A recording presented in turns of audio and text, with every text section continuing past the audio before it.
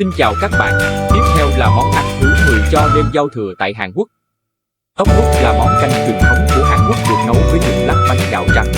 Màu trắng đại diện cho sự tinh khiết và một khởi đầu sạch sẽ, trong khi hình dáng tròn của bánh gạo giống như những đồng tiền cổ của Hàn Quốc, mời gọi sự giàu có. Ở Hàn Quốc, hoàn thành một bát tteok bokk là nghi lễ khẳng định bạn đã lớn thêm một tuổi. Chuẩn bị 600g bánh gạo lát, tê tốc, 400g ức bò, 1 lít nước, 2 quả trứng, 50g hành lá, 2 lá rong biển nướng, kim. Gia vị gồm gochujang, nước tương nấu canh, tỏi băm, muối, dầu mè và tiêu đen xay. Ngâm bánh gạo trong nước lạnh khoảng 20 phút. Thái lát mỏng thịt bò, ướp với tỏi và dầu mè, sau đó áp chảo trong nồi.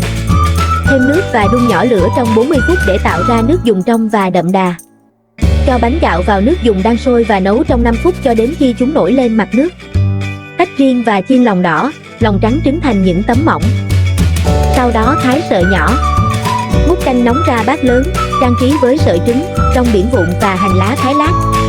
Kết cấu mềm dẻo của bánh gạo làm cho món ăn này trở thành một khởi đầu an lành cho năm mới. Lưu ý bánh gạo chỉ nên nấu cho đến khi vừa mềm, nấu quá lâu sẽ làm nước canh bị đục và bánh gạo bị quá nhão. Tôi hy vọng hướng dẫn chi tiết này sẽ giúp bạn tạo nên một bữa tiệc năm mới tuyệt vời và ý nghĩa.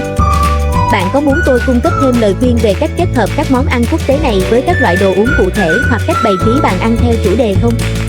Xin chào và hẹn gặp lại với những món ngon hấp dẫn tiếp theo.